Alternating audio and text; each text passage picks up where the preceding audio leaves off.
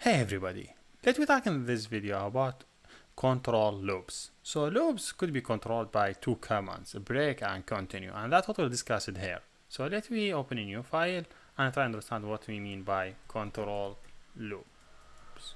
Okay, so think about you have Word, okay, and this word should be Python or maybe Python, whatever. You want to print all the character in this word. What you will do for letter in Word and you say print letter, is that right? In this way, if you just click run, you will be able to run P because letter in Word, he will print P, Y, T, H, O, N, which is totally okay. Think about you want when he reach T, he will break, he will not continue. So you say, hey, you say if the letter equal single quotation T break stop. That's mean when I add a breakpoint here, and also let me just go to the end so you will understand what we are doing here. I will say print app is done. I've done something just allow you to follow what I'm doing.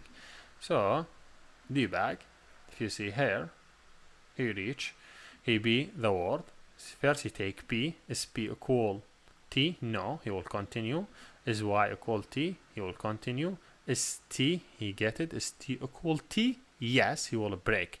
That means he break the loop. He will not continue reading other character. He break the loop. When we see word break, that means he will not continue inside the loop. He will go outside this loop.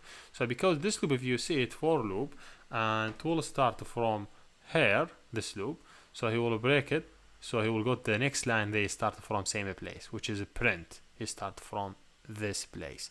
Then he will print it. Yes, this is how to work with break. But there's another command. Name it continue. So think about it. Now I have words. When I print it, he print Python for me. But I want only do not print T. So I have say, hey, if the letter equal T continue. So continue mean anything after me don't do it and continue to my loop. Let me debug it and show you. So if you see when it's here I am, he just get here the word. First T is P equal T, no, he will print it. If you see it here is the printed. Now he go to the second one. Is Y equal T? No, he will print it. Now is T equal T? Yes, he will go to the continue. When you see word continue, that means he will not complete any line of code after continue. He will go to the loop. See, he went to the loop and he took the second character, which is H, then O, then N, then done. So the idea between break and continue, break when you want to break the loop, you no longer interesting to continue the loop, just stop it. For example, searching for a specific number, when you find it, you stop your work. You do, in that case, you do break. So think about it. You have a list of element that you suppose you have list, and you have a list have this number 1, 40, whatever, 45, 63, all these numbers, and you are searching for 55.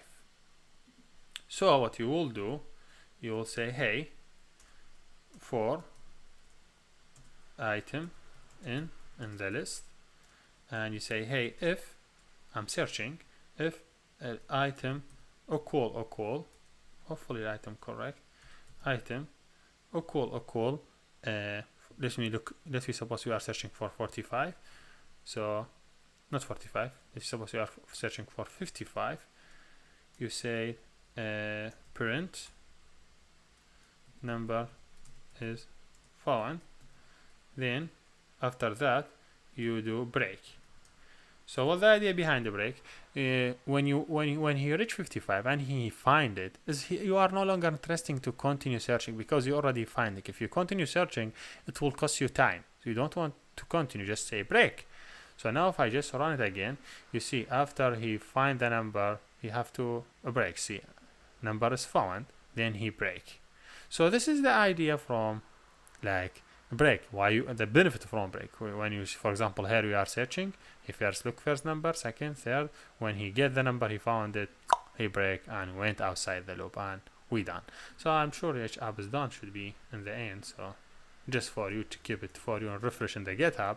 Yes, here we done, and thank you for watching.